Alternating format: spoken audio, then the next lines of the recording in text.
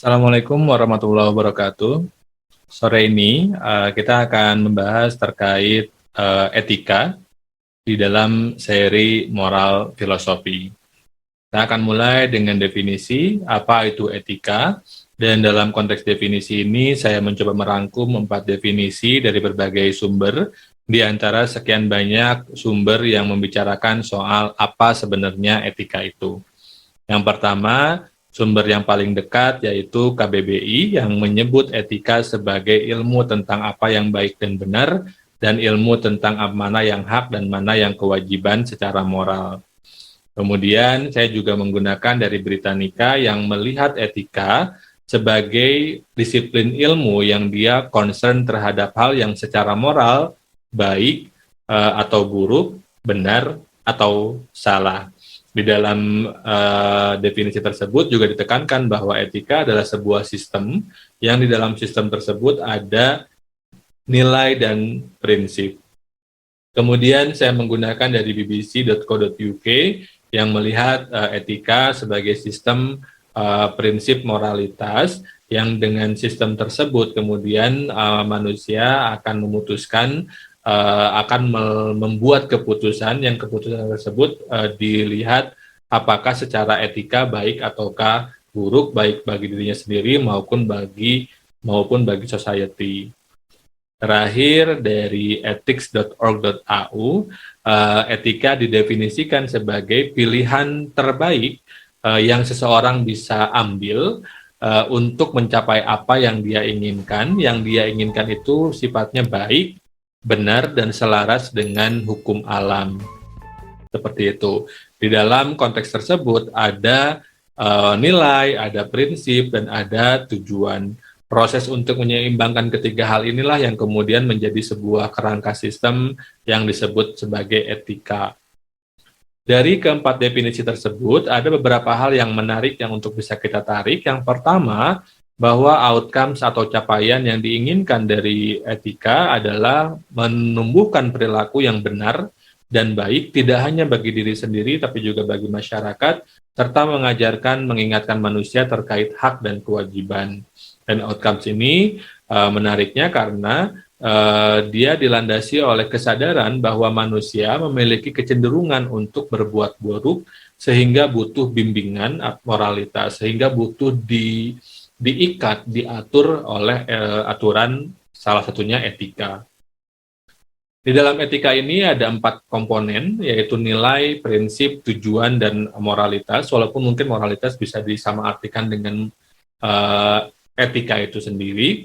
Dan di belakang komponen itu ada rujukan, yang rujukan ini menjadi landasan yang mempengaruhi cara orang mengidentifikasi atau mengadopsi atau memahami etika yang dia pegang, memahami nilai yang dia pegang. Ada supernaturalism, ada intuitionism, ada consequentialism, ada deontological ethics, ada virtue ethic, ada situation ethic, dan ada ideologi atau ideologi politik. Kita mulai bedah satu persatu. Yang pertama ada supernaturalism yang dia melihat Tuhan dan atau agama sebagai rujukan atas nilai atau moral yang dia pegang. Kalau dia meyakini bahwa mencuri itu tidak baik secara moral, maka alasannya, dalilnya adalah karena Tuhan atau agama yang dia yakini menyebutkan atau melarang mencuri. Kemudian ada intuitionism, yaitu baik atau buruk ditentukan oleh intuisi manusia ketika manusia tersebut dewasa. Dalam konteks intuitionism, manusia dewasa diyakini memiliki kemampuan untuk mendeteksi kebaikan dan keburukan yang sifatnya objektif terhadap sesuatu, begitu. Ketiga, ada consequentialism, di mana etika dilihat dari apakah suatu tindakan berkonsekuensi baik ataukah buruk. Kalau sebuah hal atau suatu tindakan berkonsekuensi baik, maka dia secara moral baik, tapi sebaliknya kalau dia berkonsekuensi buruk, maka secara moral dia dianggap buruk. Keempat, ada deontological ethic, berkebalikan dengan consequentialism.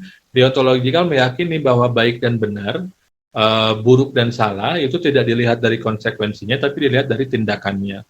Kalau tindakannya sudah buruk, berarti tidak bisa dibenarkan secara moral, walaupun mungkin memiliki konsekuensi yang baik. Berikutnya ada virtue etik. Etika tidak dilihat sebagai aksi, tidak dilihat sebagai konsekuensi, tapi dilihat sebagai karakter baik atau akhlakul karimah kalau dalam konteks pemahaman saya sebagai seorang muslim. Dan ketujuh ada situation etik, di mana keputusan etika itu harus bersifat situasional tergantung dengan konteks dan situasi. Terakhir ada ideologi, di mana etika dilihat sebagai produk hasil ideologi politik sekaligus alat kodifikasi yang dia bisa membantu mempertahankan dan memperkuat ideologi politik tertentu. Kalau saya balik lagi ke definisi di KBBI terkait hak dan kewajiban sebagai bagian dari etika, kita bisa melihat bahwa hal tersebut menjadi bagian dari produk ideologi politik berdasarkan Pancasila yang mana menyadari bahwa Indonesia sangat beragam, sehingga dalam konstruksi etika dibutuhkan suatu penguatan terkait kesadaran antara hak dan kewajiban, bahwa setiap orang punya hak individu dan hak kolektif, tetapi di saat yang bersamaan setiap orang punya juga kewajiban individu dan kewajiban kolektif, dan adalah tidak etis jika kita mendahulukan hak ketimbang kewajiban. Itu adalah bagian dari ideologi politik untuk membantu kita menjaga masyarakat madani yang sudah terjaga di Indonesia yang beragam. Kemudian dari situ muncul pertanyaan. Yang pertama, mungkin nggak sih ada dua hal yang benar tapi dalam waktu yang bersamaan tidak baik, dan mungkin nggak sih ada dua kultur yang dia menghasilkan dua keputusan etis yang berbeda, dan jika demikian apa yang kemudian sebaiknya kita lakukan jika apa yang menurut standar etis kita baik ternyata justru malah menyakiti atau mendiskriminasi orang lain. Kedua pertanyaan ini berhubungan dengan pertanyaan apakah sebetulnya di dunia ini ada etika yang sifatnya universal.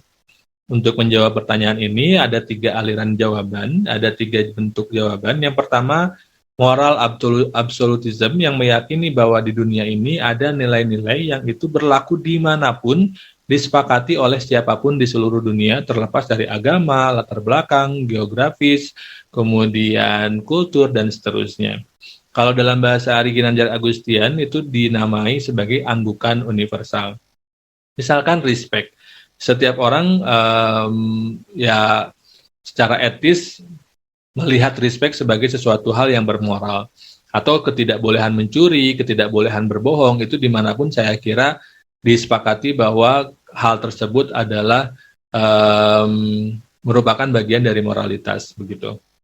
Kemudian ada moral relativism yang dia melihat bahwa tidak ada tuh nilai yang sifatnya global atau universal, karena setiap nilai pasti dipengaruhi secara spesifik dan situasional kontekstual oleh agama, kultur, dan ideologi. Sehingga kemudian akan tidak pas kalau kita menganggap bahwa suatu moralitas itu berlaku dimanapun, kapanpun, dan kepada dan oleh siapapun.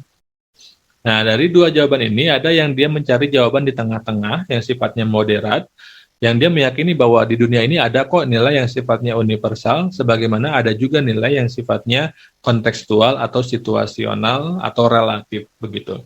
Misalkan, ya itu tadi, respect, tidak boleh berbohong, tidak boleh mencuri, tidak boleh membunuh, itu kan di semua tempat diyakini sebagai bagian dari etika yang baik, begitu.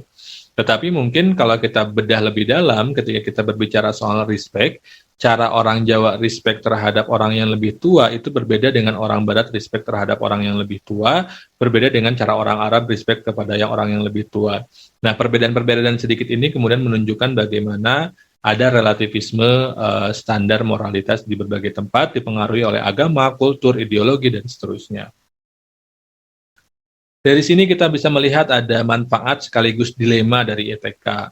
Kalau manfaatnya, kita bisa melihat bagaimana etika bisa menjadi peta moral kita, petunjuk jalan kita, yang kalau kita berpegang pada peta ini, kita bisa menjadi manusia yang baik dan benar, begitu, dan sebaliknya kalau kita meninggalkan peta ini, kita mungkin tersesat.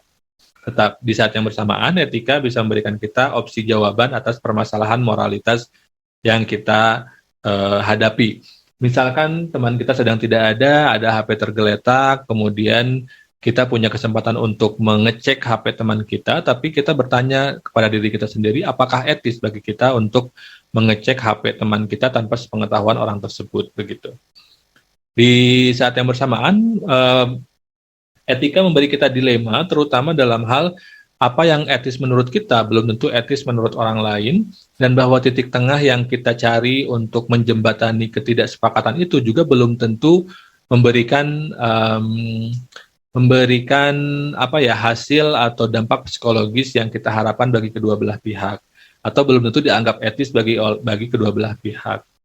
Itu dilemanya.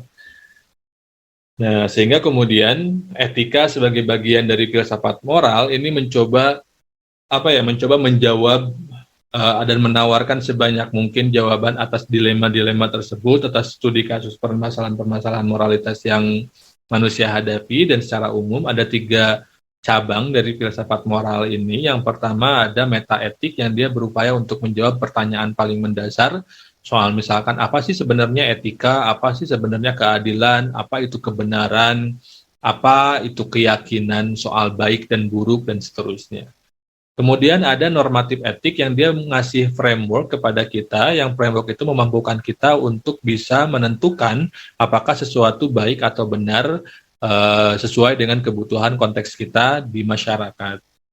Setidaknya ada 3 hal yang ditulis di situ berdasarkan sumber yang saya gunakan, yaitu ethicsan.utexas.edu, yaitu misalkan utilitarianism, deontologi, dan virtue etik, yang dia memberikan kerangka berpikir kepada kita untuk membantu kita memilah apakah hal sesuatu itu baik ataukah buruk, benar ataukah tidak.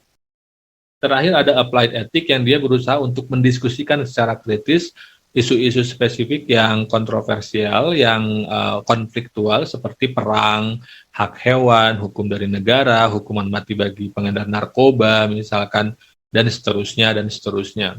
Ini 3 cabang filsafat moralitas atau moral filosofi yang dia berusaha untuk menjawab pertanyaan etis yang sangat kompleks, yang sangat tidak bisa disepakati satu suara karena dinamikanya besar, karena konteksnya juga luas. Kemudian dari situ kita bisa melihat beberapa isme di dalam etika, yang itu bisa membantu kita untuk melihat bagaimana sebetulnya kecenderungan etika dirumuskan atau diekspresikan. Yang pertama ada yang disebut dengan moral realism, yang dia meyakini bahwa di dunia ini ada sesuatu yang sifatnya yang bersifat kebenaran atau moral fakta moralitas yang sifatnya objektif, yang biasanya diekspresikan dengan kalimat misalkan membunuh itu keliru secara moral.